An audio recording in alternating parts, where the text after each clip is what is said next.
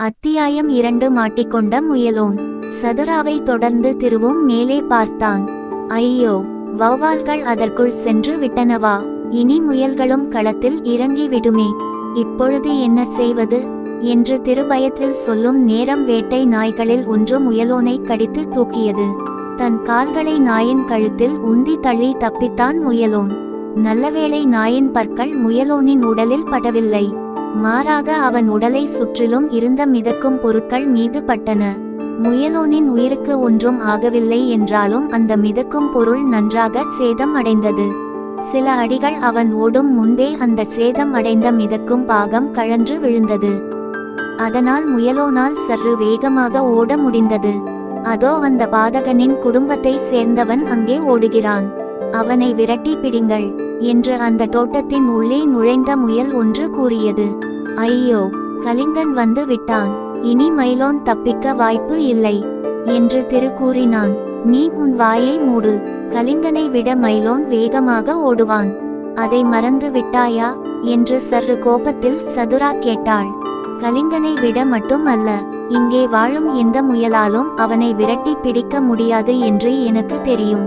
ஆனால் இப்பொழுது அவன் உடலில் நிறைய மிதக்கும் பொருட்கள் இருக்கின்றன. அது மட்டும் இல்லாமல் அவை முழுக்க சேராகி விட்டன. அதற்காக சொன்னேன். நீ நன்றாக சமாளிக்கிறாய், தயவு செய்து மேற்கொண்டு எதுவும் பேசாதே என்று சதுரா கூறியதும் திரு மௌனமாகினான். சேற்றில் சிக்கிய பலராம் மெல்ல எழுந்து தன் இறக்கையில் இருக்கும் சேற்றை உதறிக்கொண்டே, அடடா, முயல் கூட்டம் வர தொடங்கி விட்டதே. இந்த மயிலோன் ஓடி விட்டானா, இல்லை இன்னும் இந்த தோட்டத்தில் தான் இருக்கிறானா என்று சற்று கண்களை சுருக்கி பார்த்தான். இருட்டு என்பதனாலும் நாய்கள் சேற்றை வாரி இறைத்தவாறு ஓடுவதனாலும் முயல்களும் தோட்டத்தில் களம் இறங்கியதனாலும் பலராமால் எதையும் சரியாக பார்க்க முடியவில்லை. அதே நேரம் பறக்கவும் முடியவில்லை.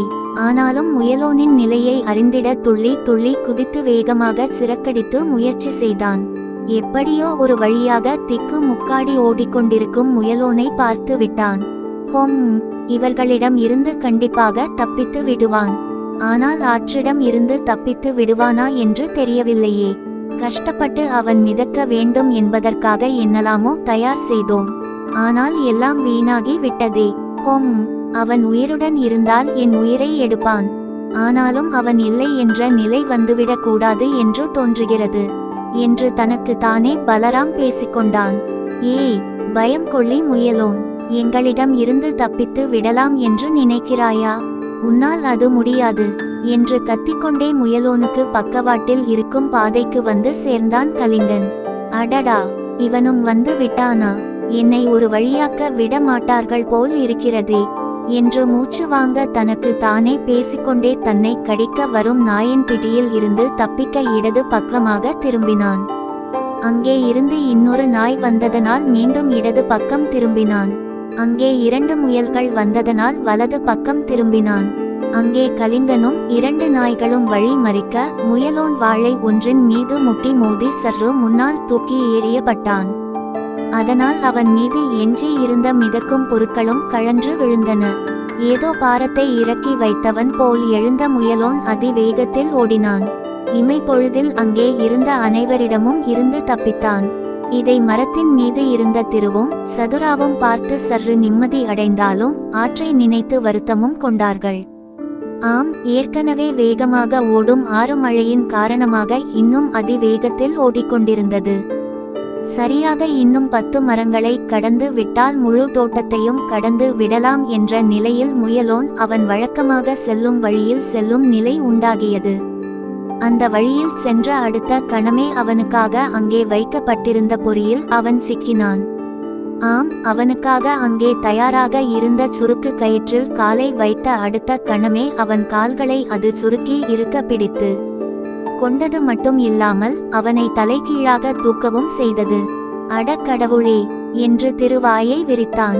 அதே நேரம் வழக்கமாக செல்லும் வழியில் செல்லாதே என்று எச்சரித்தும் பலன் இல்லாமல் போனதே என்று சதுரா அழத் தொடங்கினாள். அவன் என்ன செய்வான்? அவனால் முடிந்த அளவிற்கு முயற்சி செய்து பார்த்தான் என்று திரு சொல்லும் நேரம் அதற்காக அவனை அப்படியே விட்டு விட முடியுமா? வா, நாம் ஏதாவது செய்யலாம் என்று சதுரா கூறினாள்.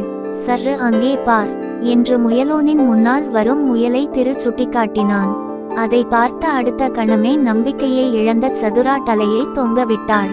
முயலோன் மாட்டிக் கொண்டான் என்றதும் ஒரே அமளி துமளியாக இருந்த அந்த இடம் கருப்பு நிற ரோமமும் சிகப்பு நிற கண்களும் உயர்ந்து தூக்கியாவாறு இருக்கும் காதுகளையும் கொண்டிருக்கும் முயல் ஒன்று வந்ததும் மிக அமைதியானது.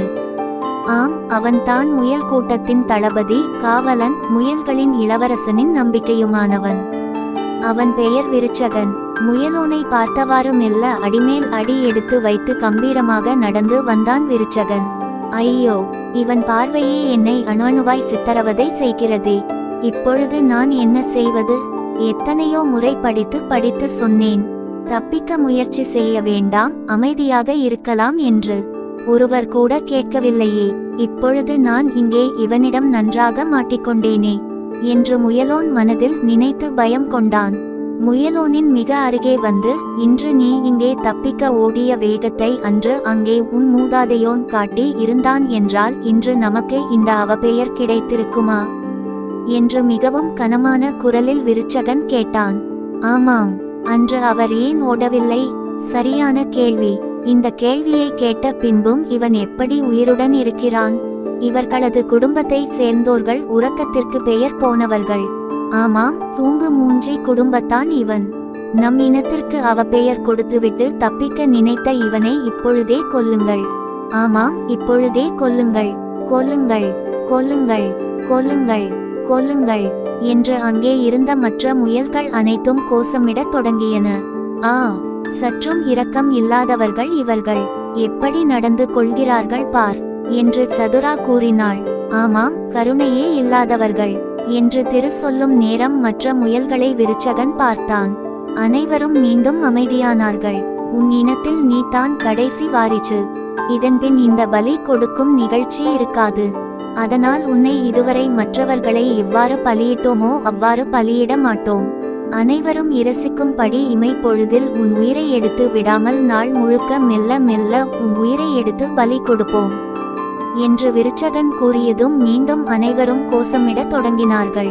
அதற்கு இவன் உங்கள் கையில் சிக்கினால் தானே என்று சொல்லிக்கொண்டே பறந்து வந்து ஏதோ முயற்சி செய்த பலராமும் முயலோன் மீது மோதி கீழே விழுந்தான்.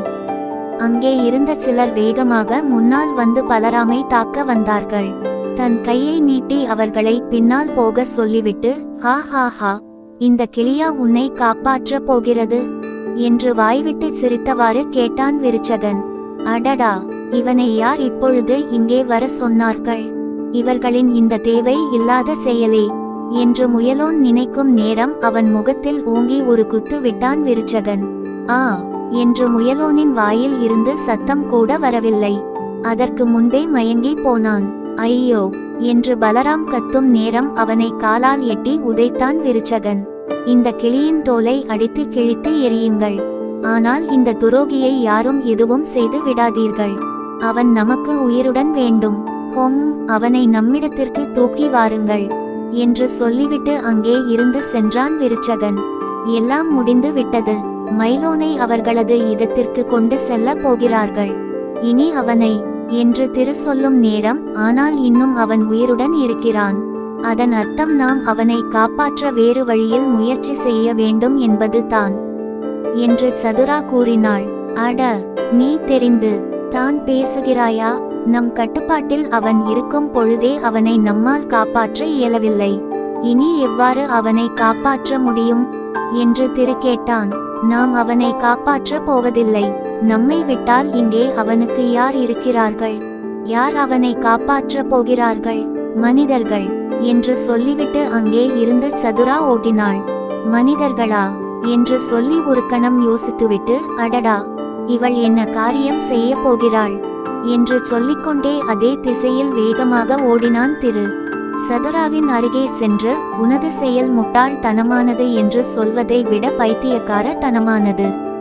ஆம், மனிதர்களை இங்கே வரவழைத்தால் முயல் இனத்திற்கே ஆபத்து என்றான் திரு. என் நண்பனின் உயிர் தான் எனக்கு முக்கியம், முயல் இனம் அல்ல என்று சொல்லிவிட்டு தனது வேகத்தை அதிகப்படுத்தினாள் சதுரா.